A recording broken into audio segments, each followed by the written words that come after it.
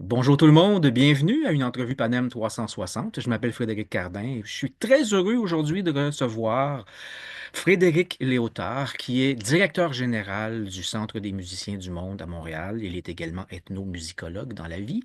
Mais là, on est là pour parler de ce qui va se passer au Centre des musiciens du monde. Une nouvelle série de concerts.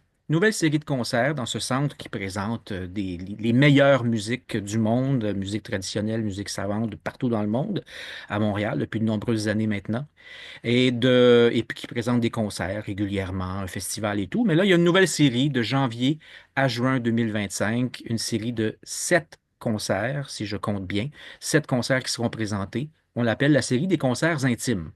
On va en parler tout de suite avec Frédéric Léotard. Bonjour, Frédéric. Bonjour Frédéric et merci de l'invitation. De Frédéric à l'autre, ça me fait plaisir. Alors, Frédéric, juste avant, pour les personnes qui peut-être sont pas familières avec le Centre des musiciens du monde, très rapidement, c'est quoi? Qu'est-ce que ça fait? Alors le Centre des musiciens du monde est basé à Montréal et il a été cofondé par moi-même et Kia Tabassian, fondateur de l'ensemble Constantinople et qui voyage à travers le monde. Et l'idée qu'on a eue avec Kia, qu'on a partagée, c'est de créer un espace ici dans la métropole qui soit un lieu d'accueil des musiciens talentueux du monde entier qui passent ou qui s'installent à Montréal et de les soutenir dans la création de nouveaux projets, dans les rencontres qu'ils peuvent faire ensemble et le réseautage avec le milieu local parce qu'on sait très bien que quand on vient de l'étranger, on ne maîtrise pas nécessairement la langue ni les codes culturels.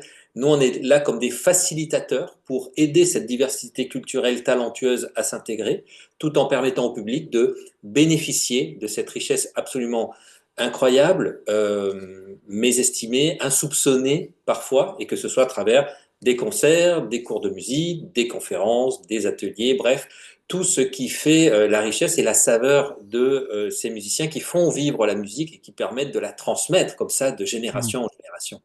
Ah oui, et puis c'est fabuleux parce que je suis allé souvent avoir des concerts. Il y a un talent extraordinaire des musiciens qui passent là. Beaucoup d'entre eux sont installés à Montréal. Beaucoup de gens ne savent pas qu'ils existent et ce qu'ils font de la musique. C'est extraordinaire. Bref, revenons à cette série concerts intimes. C'est quoi exactement et comment ça va se dérouler? Alors la série, elle est comme beaucoup des nouvelles activités qui naissent au Centre des musiciens. Elle est née d'une discussion qu'on a eue avec Kia et puis on se promenait dans l'église qui est juste à côté de chez nous, l'église Saint-Enfant Jésus qu'on utilise pour le festival. C'est sur la Et on rue a Saint-Dominique, hein, découvert, Montréal, enfin, juste décalé un peu par rapport à Saint-Laurent et coin Saint-Joseph, là, mais c'est c'est facile à ça. trouver. Oui, exactement. Et donc, l'église, on l'utilise pour des activités culturelles durant l'année, notamment le festival. Et on a découvert ce coin qui est en arrière de l'hôtel. Et voilà, j'ai proposé à Kia d'essayer un petit peu quelques mélodies. Et puis, il a été de suite enchanté par un espace, là encore, qu'on n'avait pas du tout repéré auparavant, dans lequel il s'est installé. J'étais avec lui et puis c'était un moment de pur bonheur de le voir comme ça égrener des mélodies, se laisser inspirer, parce que c'est un espace sans sonorisation. C'est un espace acoustique qui résonne très très bien, magnifiquement bien. Et on avait fait une tentative avec 2 concerts l'année dernière. C'était pas encore une série, mais par la suite, on s'est dit, bah oui, oui, oui, pourquoi ne pas faire profiter au public amoureux, amateur, qui aime le son, qui aime ces sons venus d'ailleurs et ces talents absolument incroyables et qu'on nous envie ici à Montréal, dans cet espace qui est très très proche en fait. Le musicien, vous êtes à 1 mètre, 2 mètres du musicien, Mm. et puis l'espace se situe tout autour du musicien. Donc cette notion de concert intime, c'est l'occasion d'être proche d'une culture par un de ses représentants vivants et dans un espace-temps. D'ailleurs, les plusieurs essais qu'on a fait, à chaque fois, le public était très silencieux, il y avait toute une atmosphère qui est propice à développer une écoute et donc Mm. une communion avec chacun des artistes qui s'y produisent. Alors, on aura droit à des moments de communion, justement, comme vous dites, belle interaction musicale, émotionnelle, spirituelle même, qui on verra, qui on aura la chance d'entendre, parce que ce seront à chaque fois un seul musicien, donc c'est tout petit, et combien de personnes on va pouvoir être, intime, c'est intime comment, et Oui, c'est ça. donc qui on aura la chance d'entendre. Donc c'est intime parce que c'est une jauge de 50 places.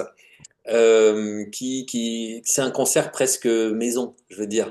Oui, Euh, salon presque. et on va commencer le 29 juin avec Deo Munyakazi, qu'on avait découvert l'année dernière quand il est arrivé à Montréal, du Rwanda, qui s'est installé ici, qui a une présence absolument incroyable. On l'avait écouté en extérieur cet été, mais là, à l'intérieur et dans cet espace acoustique, ce sera une toute autre expérience avec de nouvelles mélodies. Lui, il joue d'une sitar qui s'appelle le inanga et il chante aussi. Donc, cet espace qui est ouvert au chant, aux mélodies vocales, se prête très très bien pour en apprécier la profondeur, les harmoniques et la rythmique aussi.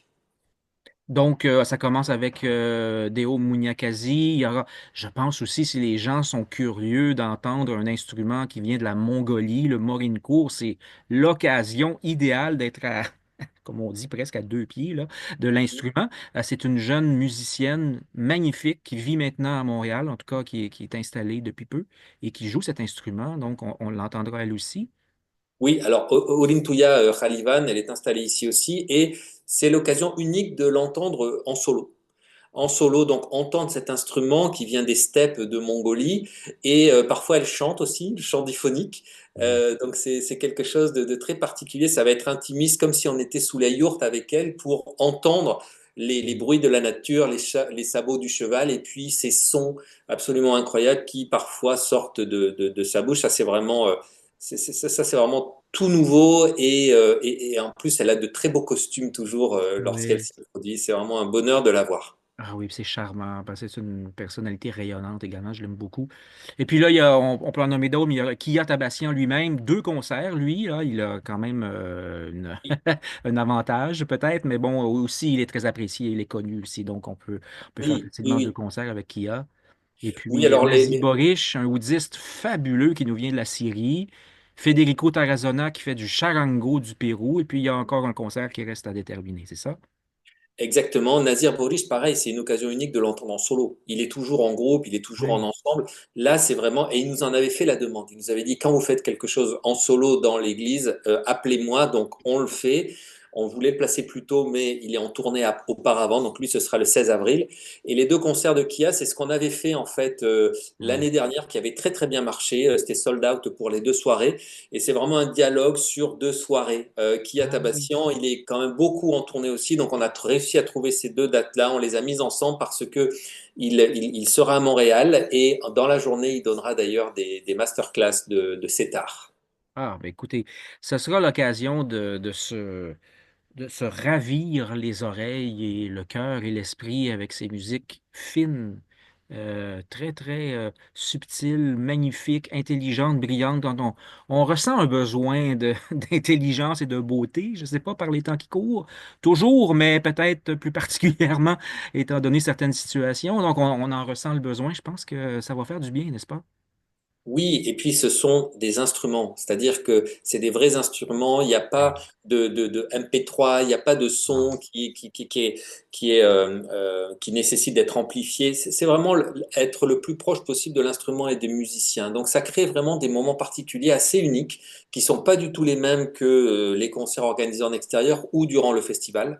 Et ce mot de communion, je pense qu'il est juste dans le sens où il y a un échange. Il y a un échange qui se fait, que ce soit en parole ou que ce soit par les émotions qui circulent entre le musicien et le public rassemblé autour de lui. C'est une configuration qui est parmi les plus anciennes. Un musicien avec quelques personnes autour, hein. Donc Ah on oui. est vraiment dans une perspective ancienne, émotive, très proche et jusqu'à même parfois peut-être même spirituelle dans le rapport de ce que l'on peut partager avec le musicien.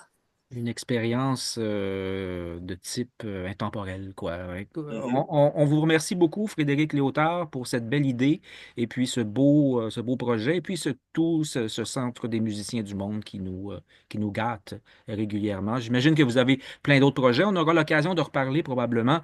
Vous êtes probablement en train de préparer le prochain festival et puis il y a sûrement des résidences en cours en ce moment. Bon, on aura des résultats qui vont sortir de ça éventuellement, mais bon, pour l'instant, on se concentre sur cette série de concerts intimes. Je dis aux gens, allez sur le site Centre des musiciens du monde. Et puis, ils sont tous là, sauf un là, qui reste encore à déterminer, mais achetez les Oui. billets rapidement. 50 personnes, là, ça va partir vite. Merci beaucoup, Frédéric Lautard, puis un immense succès et félicitations. Merci beaucoup, à bientôt. Au Au plaisir. revoir.